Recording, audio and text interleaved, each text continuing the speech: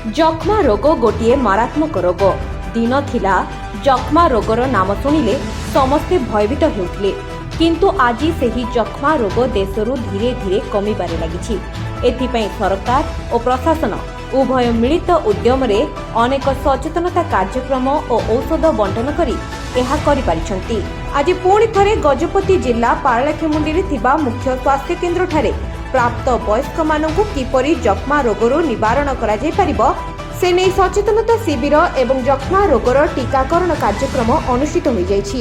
ଏହି କାର୍ଯ୍ୟକ୍ରମରେ ଆଖପାଖ ଅଞ୍ଚଳର ଅନେକ ବୟସ୍କ ଲୋକମାନେ ରୁଣ୍ଡ ହୋଇ ବିନା ମୂଲ୍ୟରେ ଟୀକାକରଣ କରିଥିଲେ।